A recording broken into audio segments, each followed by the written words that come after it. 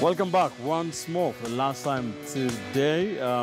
This is Sunday edition. Let's talk about the president's latest nominations. Ben Chumo, former CEO of the Kenya Power, was nominated by the president to be the chairman of the Salaries and Remuneration Commission.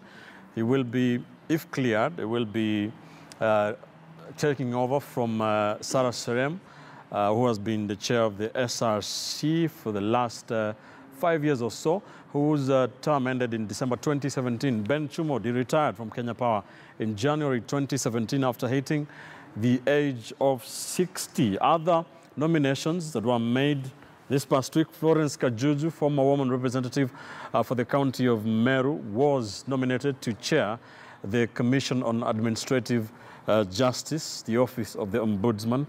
Remember, she did lose that seat to in the 2017 election. Washington Opio is also nominated to be in that position, as is the registrar of political parties, Lucy Ndungu, who is also nominated as a member of the Commission on Administrative Justice.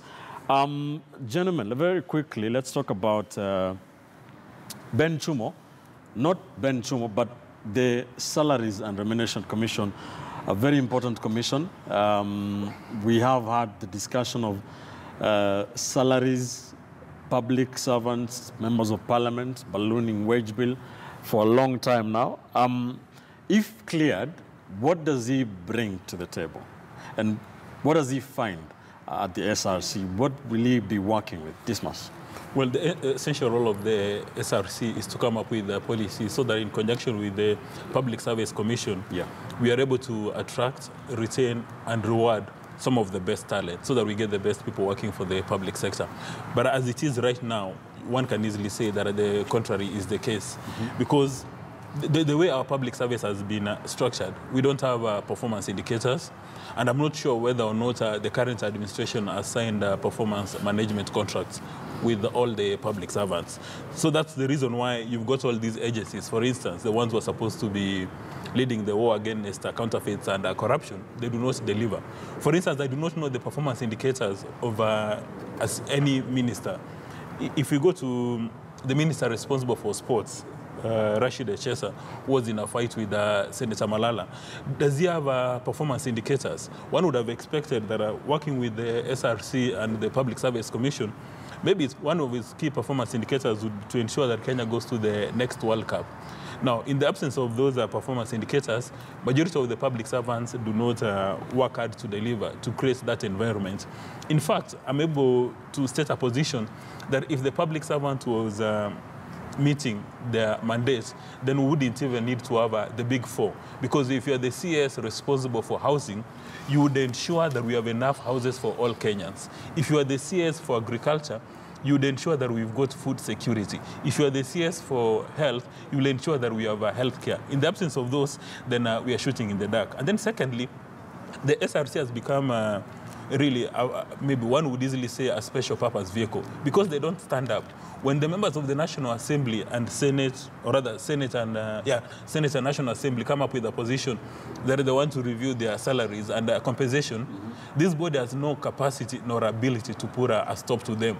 They just dance to their whims. And in my view, really, the SRC has been a waste of time. No wonder it doesn't attract people of a high caliber. And then also now to President Kenyatta. Can you not order so that we have another reselection process? Because for Chumo, he's got a very good track record at Kenya Power.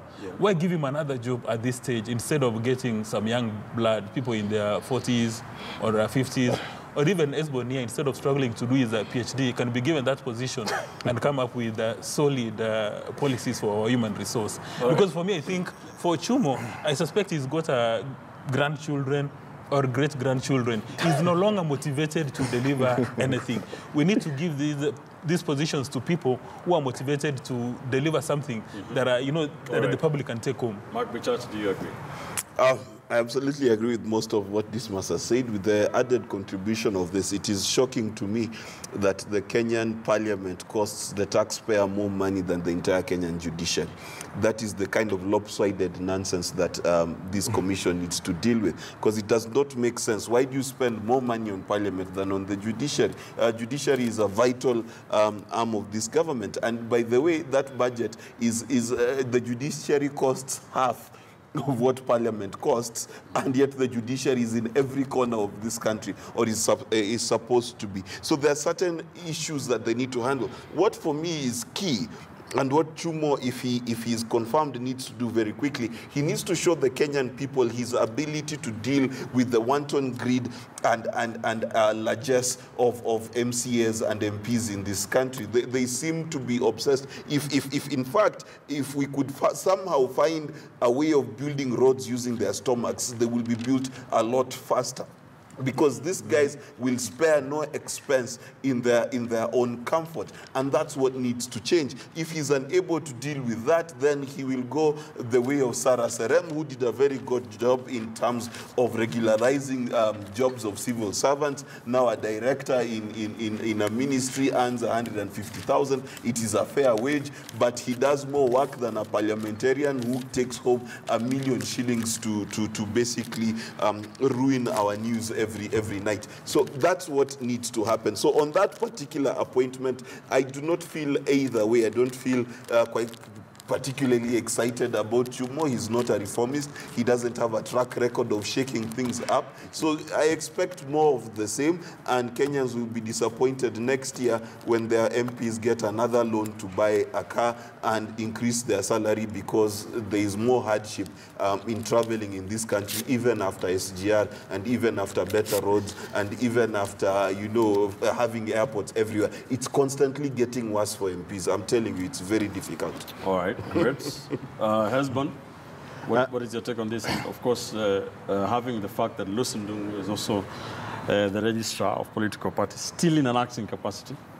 Yeah, I think Lucy Ndungu has acted for some time. You know, it's just important. For as long as I remember, she's been acting as the registrar. Getting a new position in the Commission for Administration of Justice, and of course working with you know, Kajuju, probably is something good for Lucy Ndungu. How they're going to perform in that office probably should be looked at against the backdrop of what informed their appointment, especially for Kajuju. I think she has been part and parcel of what helped President Uhuru Kenyatta in his second election. But I think first I need to tell Dismas, I'm not struggling with my PhD. I'm actually enjoying it. My intellectual infrastructure does not allow me to struggle over such things. Ooh. Coming back to Chumo, I think, yeah, there's a sense in which you may want to ask yourself, could the president not have gone for a younger person, a more agile, vibrant, dynamic person? You know, but having that in mind, you may also want to look at, now that he didn't go for that, what exactly did he go for? And looking at Chumo, you'll see that he went for something substantive. One, this is a guy who has a track record in the corporate world. And then secondly, he has a doctorate in human resource. So there's something new that he's bringing on board in terms of research and scholarship and practice. And you expect that based on that, the president and his team actually thought out the reason why they were bringing him on board. So age is nothing but just a number. Age, to me, age is nothing but just a number. And then the other thing about age is that when somebody has a track record, probably they've been involved at policy level, and they've actually had policies that have succeeded and policies that have failed, to the extent that they have enough experience to institute policies that would definitely work. And I think to that extent, I give it to the president, and I want to hope he will be given the framework to just exercise what he has to offer based on how he was appointed. But then secondly, I think we also want to depart from what we saw during Sarah Serem's regime, because the bulk of what we saw was a blockbuster kind of SCRC, where she was going for the big fish, chopping salaries. And we didn't see a lot of, you know, intelligence in the manner in which much of the policies that they were implementing were formulated. And I want to believe that that is the direction that Chumo will take us to. All right. Kipchumba Karori. Maybe to just thank and commend the president for selecting the solid individuals from Ben Chumo, Florence Gitonga Kajuju, Ndungu, and Mr. Sati. But also, in the same breath, to ask the president once in a while, as he nominates 3 individuals, we need to get one youthful person to just give hope to the youth of this country that their role is not only to sing and to chant in political rallies, but also they have a space in corporate, in making decisions in the table as opposed to being in the menu. And secondly, maybe also to say Sarah Serem did what she could do. She did a wonderful job as being the founding SRC leader. But Chuma must now, if Parliament approves his appointment, he must move with speed and set some things into working. We recognize what he did at Kenya Power. He left a good HR. He managed the human resource at Kenya Power quite well. We will expect that he transforms that to the entire nation. And maybe he should, now that the panel here has talked, he should avoid looking jaundiced. Maybe his age might be receding, but he should now come with dynamism, impact more. We need to see an SRC whereby it will be more in terms of policy and advisory, as opposed to going to the infights of so and so should harm this man. That should be left to the individual corporates. Let's say today I advise Kenya Power, if I'm a SRC, that you should pay between here and there. What they'll pay specifically should be left to Kenya Power and the prevailing market circumstances, so that we do not end up in battling individual institutions. What would they need to do different from Sarah Serem? Stick in policies, setting policies on compensation and advisory on salaries, as opposed to getting himself to the politics of salaries with trade unions and what have you. He should also advise the country in terms of the wage bill and come out with robust decisions on how we will tackle the wage bill, so that we do not just talk of wage bill as a footnote in our State of the Nation address each annually, but it is an acting point. Secondly, this country, we do not have key performance indicators for most of our parastatals. We need to reset them, so that if I work today to Kenya Urban Roads Authority, I know that as a Kenyan, this is what is expected of me, and it ought to be there. So that I can know the MD at Kura, is he performing or not? Those are the things he need to set down for us, so that we can know the money we pay in terms of fuel levy.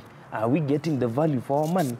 Right. Secondly, on Florence Kajuju. All right. Very quickly. As a former vice chairperson for the Law Society of Kenya, we congratulate him. She is a lady of mettle and stature in the legal profession. She comes in, she has peer respect as a senior advocate, around 20 years in practice. So I think she'll do a commendable job. All right. The same way he did it as a member of parliament. Mark, have the final thoughts. You know, one of the things that I'd like to congratulate the president on doing is nominating women of substance to that particular docket. Florence Kajuju's record is excellent. I have researched and I've found, you know, one of those few politicians you research and you find very little negative about, and that is commendable. The fact that she's got a good history, and she's not also a dinosaur. She's young enough to be in touch and wise enough to be visionary. Right. And that goes to a lot of the women the president appointed to this particular thing, and that is a good thing and should be noted.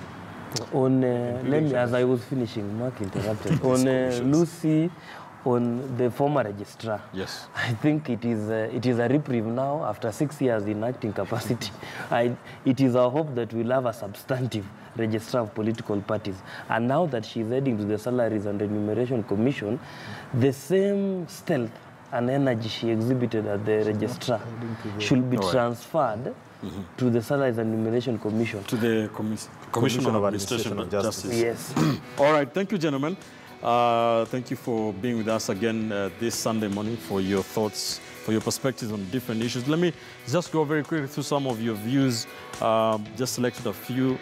Heribai Malibe says, quite on the contrary, William Ruto is the current occupant of the institution of the Deputy President with clearly defined functions to execute to the service of Kenyans. To abscond on that is indeed to render a disservice to Kenyans. Tony Nasirembe says, Mark, is on the mark. Any Kenyan who does not talk up the big four at this point but focuses on 2022 does not deserve being one of the Kenyan leaders.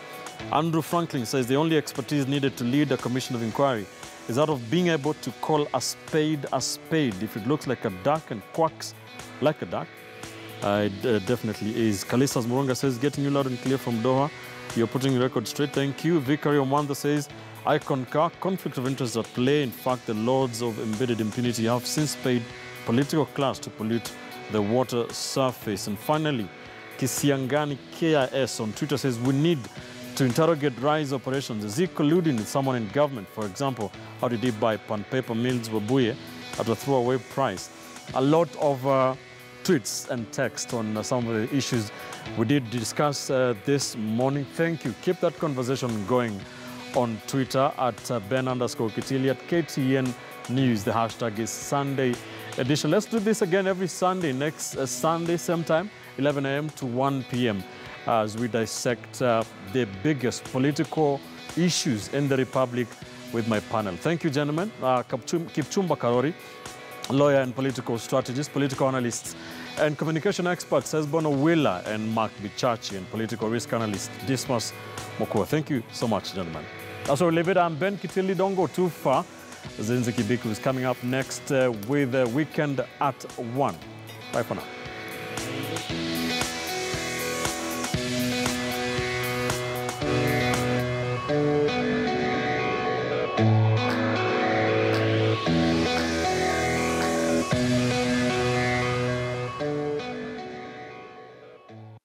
I want to say this.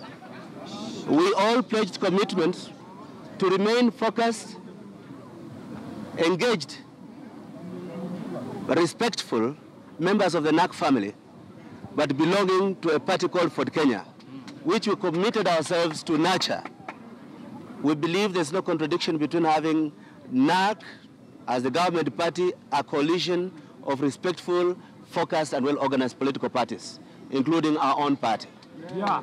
I also wish to say the following.